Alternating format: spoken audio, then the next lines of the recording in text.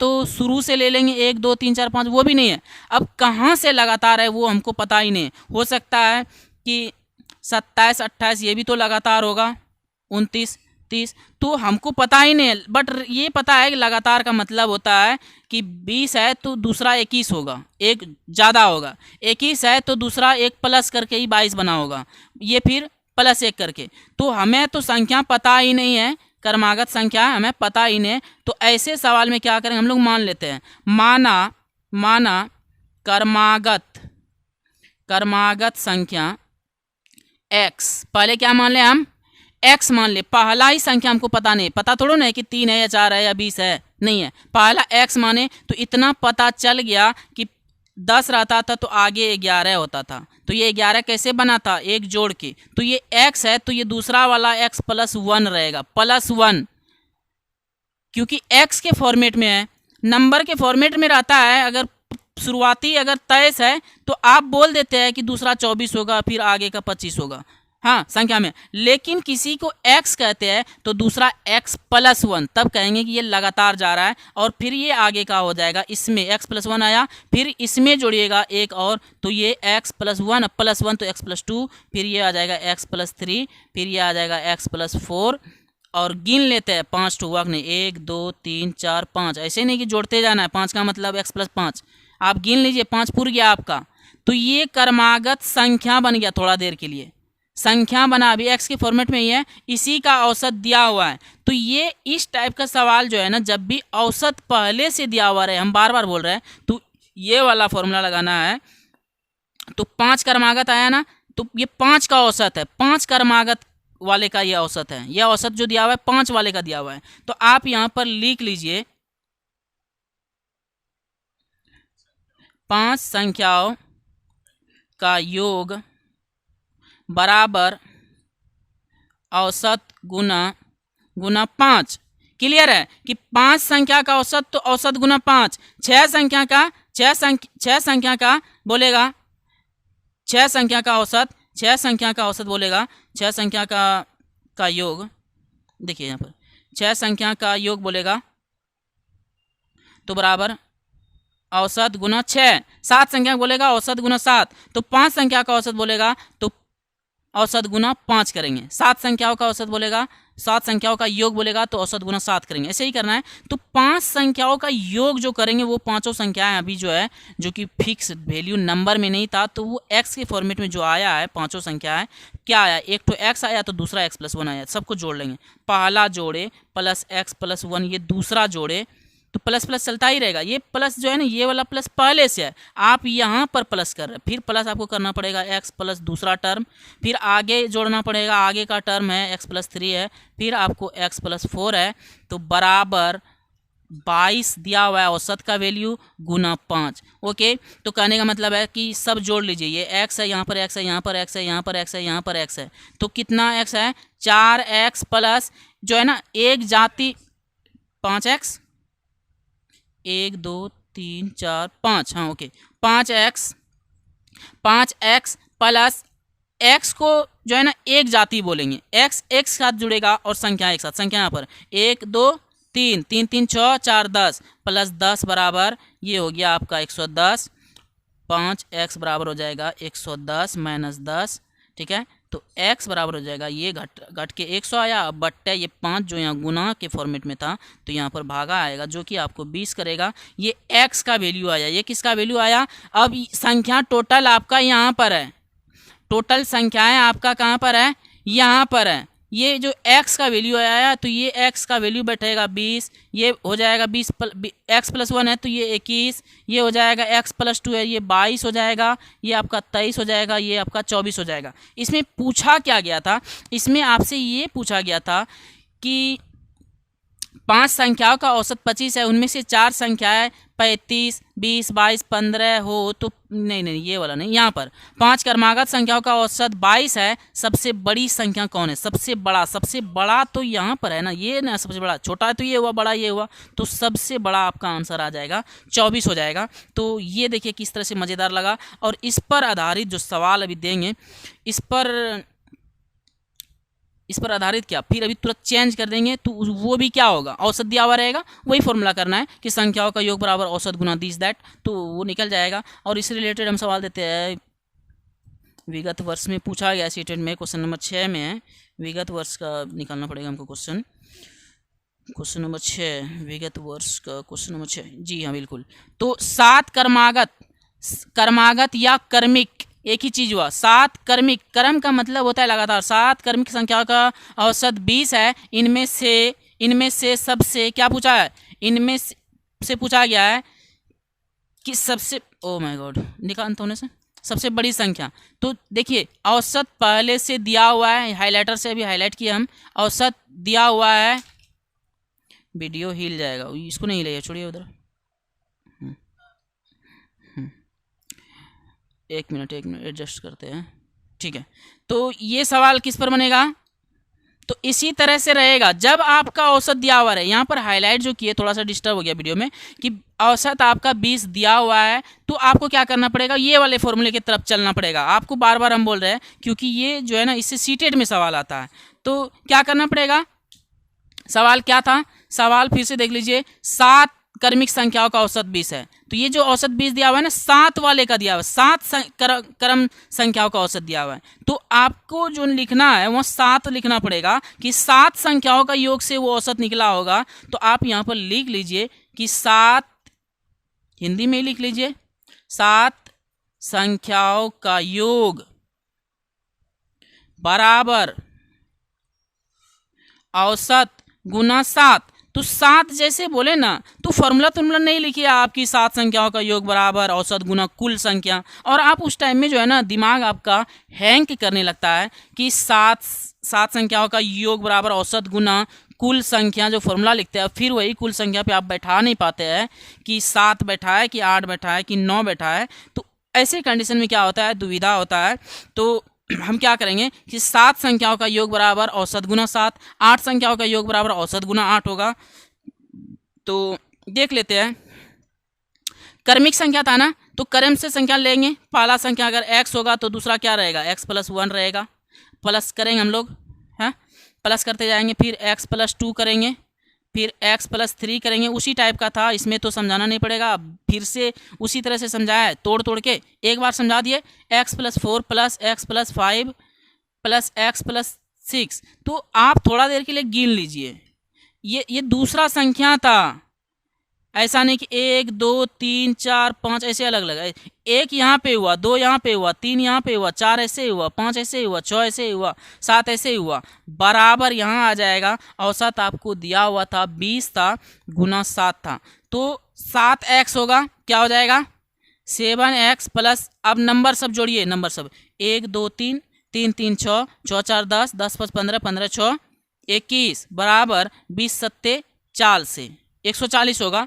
तो कहने का मतलब क्या है, 7x बराबर 140 - 21 होगा, x बराबर क्या होगा 140 - 21 कर लीजिए, तो हो जाएगा 119/7। कटाइए, 7 1 7, इस 11 को कटा रहे, 7 1 7 ही बोल रहे हैं, 11 है तो क्या है 4 ज़्यादा है, दूना से आप बोलिएगा ना, 7 दूना 14 हो जाएगा, तो आप 7 1 बोलिए, 11 है, आप अभी आप 7 तक ही कटाए, 4 ज़्यादा है, 4 इसको दे दीजिए 9 को, तो 49 बन गया, तो 7 7 49। यही तरीका है, ये आपका अभी x निकला। अब डिपेंड करता है क्या कि इसमें पूछा क्या जा रहा है आपसे, बड़ी संख्या पूछ रहा है, तो बड़ी संख्या यहाँ पर घेर के आप रखिए, और यहीं पर वैल्यू x + 6 है ना, तो 7 + 6, क्योंकि x का वैल्यू 7 हुआ, तो 7 + 6 बराबर 13। तो आपका आंसर मिलेगा, आपको आंसर मिलेगा 13। आपको आंसर क्या मिलेगा 13, आपका राइट आंसर होगा। इसी में से पूछ सकता है कि सबसे बीच वाली संख्या, यही सवाल आपसे घुमा के पूछ सकता है, यही टाइप बन जाएगा कि 7 कर्मिक संख्याओं का औसत 20 है, इनमें से बीच वाली संख्या,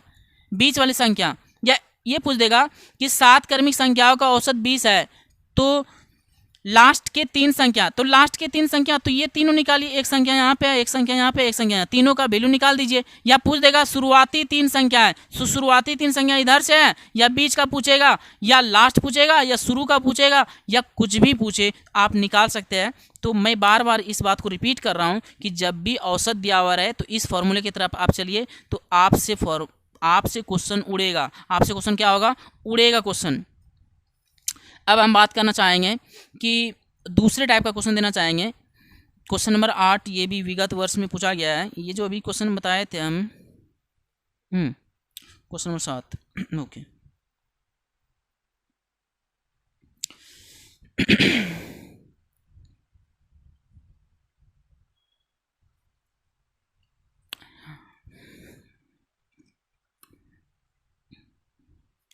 अब देखिएगा यहाँ पर जो सवाल आ रहा है ये मज़ेदार सवाल आ रहा है।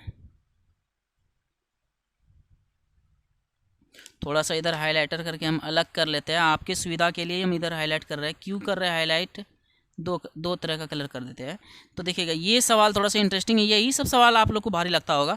देखिएगा यहाँ पर ये सवाल है, ये रीट में पूछा गया है, आर टेट राजस्थान टेट में। एक परीक्षा में देखिएगा, यहाँ ध्यान से देखिएगा, ये टाइप है, आप राजस्थान फाइजस्थान मत देखिए, ये सवाल सी टेट में पूछ सकता है। हाँ, आप टाइप सीखिए, आप बनाने सीखिए कि भारी से भारी कैसे बना रहे हैं, कुछ भी पूछ देगा। तो देखिए यहाँ पर एक परीक्षा में 4 विषयों में प्राप्त कुल अंक 200 है। 4 विषय का, एक परीक्षा में 4 विषयों में प्राप्त कुल अंक 200 है। तो चारों विषय का योग दिया हुआ है, ये चारों विषय का, ऐसा नहीं ना कि चारों विषय का योग 200 है। यदि 3 विषय में प्राप्त अंकों का औसत 48 है, औसत दिया हुआ है, क्या है? 3 विषय का औसत दिया हुआ है। ये औसत 48 किसका है? 48 जो औसत है, इससे आगे पीछे भाषा आप देखिए, आगे से भाषा लाइए। यदि 3 विषय में प्राप्त अंकों का औसत 48 है, 3 विषय का औसत निकाल के 48 है, तो ये सवाल, इस टाइप का सवाल जो है ना, तो 2 स्टेप में बनेगा। 2 स्टेप में आप इस टाइप के सवाल को देखिए, हम क्या करेंगे, ये भी खास सवाल है ये, अगर ये आप समझते अच्छे से तो इससे रिलेटेड बहुत सारा बनाएंगे। तो इस सवाल को हम लिख लेते हैं, एक बार लिख लेते हैं, या नहीं तो नहीं लिखेंगे तो यहाँ पर बनाना शुरू कर देते हैं। तब चलिए 2 स्टेप में, स्टेप फर्स्ट और नीचे में आप स्टेप सेकेंड कर लीजिए। क्या कीजिएगा आप? स्टेप सेकेंड कर लीजिए। 2 स्टेप दूर दूर कॉपी में भी आप ऐसे ही बनाइए। देखिएगा स्टेप ऐसा हम क्यों कर रहे हैं, एक परीक्षा में 4 विषयों में प्राप्त कुल अंक 200 है। तो ये ऊपर वाला स्टेप 1 में बनाइए, मतलब कि 4 विषय का योग ना दिया हुआ है 200, 4 विषय का कुल अंक मतलब जोड़। तो यहाँ पर कर लीजिए 4 विषय कैसे कीजिएगा, योग A + B + C + D कर लीजिए। विषय यही हो गया खुद ब खुद, 200 दिया हुआ है। और पूछ रहा है क्या, यदि 3 विषयों में प्राप्त अंकों का औसत 48 है। ये जो औसत है ना भाई साहब, ये 3 विषय से है, औसत दिया हुआ है, ये दूसरा स्टेप में आप वो ऊपर में नहीं जाइए, यहाँ पर इसको फैला के रखिए। उसमें इसमें क्या रिलेशन है आपको तुरंत दिख जाएगा। 3 विषय का औसत से, तो 3 विषय का औसत से है ना, तो 3 संख्याओं का योग, क्या चीज़, 3 संख्याओं का योग, औसत दिया रहता है तो योग ही लेके चलते हैं। 3 संख्याओं का योग बराबर औसत गुना 3, औसत गुना 3, ये चीज़ है ना कि ये हम लोग 3 संख्याओं का योग क्या करेंगे, 3 विषय का, विषय तो A + B + C बराबर औसत आपको दिया हुआ था 48, क्या दिया हुआ था, 48 गुना 3। तो ये चीज़ से ये औसत जो है इसका वैल्यू आप निकाल सकते हैं। ABC है ना, तो A + B + C, तो A + B + C बराबर गुना कीजिए आप, 3 × 8 = 24 के 4 हासिल 2, 3 × 4 = 12, 12 × 2 = 14, 144। तो आपसे क्या पूछ रहा था कि चौथे विषय में प्राप्त अंक, क्या पूछा जा रहा था कि चौथे विषय में प्राप्त अंक। इसको जो 2 स्टेप हम लोग करते हैं, इस टाइप का सवाल जो है ना, क्या है कि इसमें 2 बातें बोला गया है, क्या है, 2 कंडीशन है, बड़ा सवाल है, 2 कंडीशन जोड़ा गया है।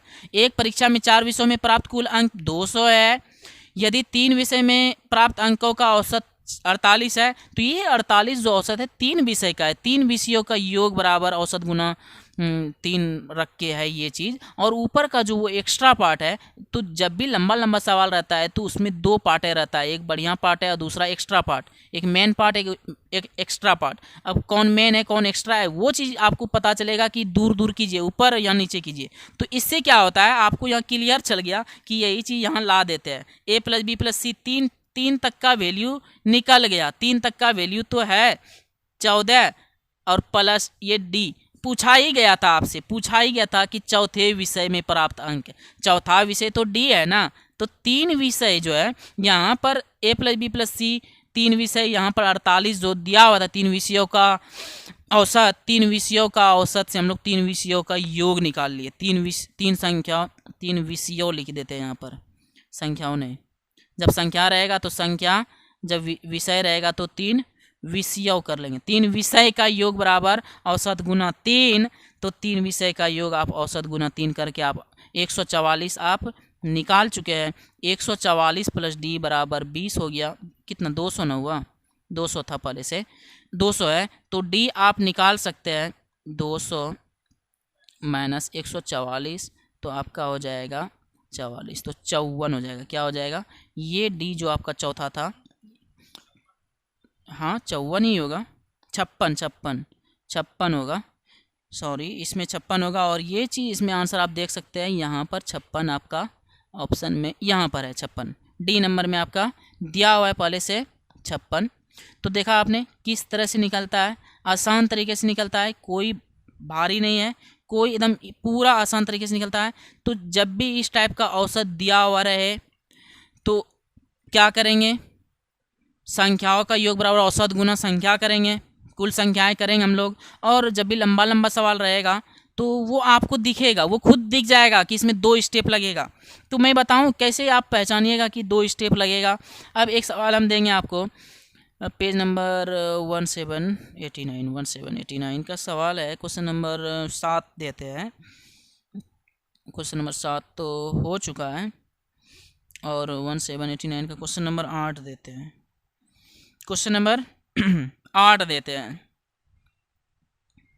8 या जी हाँ, संख्या यहाँ पर आप बनाइए। 5 संख्याओं का माध्य, माध्य जब भी बोले तो माध्य औसत ही है। 5 संख्याओं का माध्य 26 है। ये 26 जो औसत है ना, 5 संख्या से निकला हुआ है। 5 संख्या का ये माध्य है, ठीक है। तो 5 संख्या माध्य जब भी दिया हुआ रहेगा तो इस भाषा से हम लोग एक अलग स्टेप बना के तैयार रखेंगे कि 5 संख्याओं का योग बराबर औसत गुना संख्या कर लेंगे हम लोग। तो उससे 5 संख्या का योग निकाल सकते हैं। यदि एक संख्या निकाल दी जाए तो उसका माध्य 24 हो जाएगा। निकाली गई संख्या क्या होगा, निकाली गई संख्या क्या होगा। तो आप कैसे बनाइएगा ऐसे सवाल को, देखिए आप कि एक मिनट पैर दर्द करने लगा।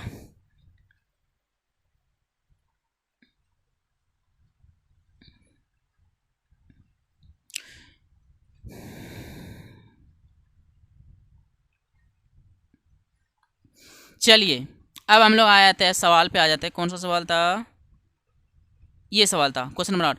5 संख्याओं का माध्य 26 है। आप स्क्रीनशॉट लेके सवाल आप लिख सकते, इसको रख सकते हैं।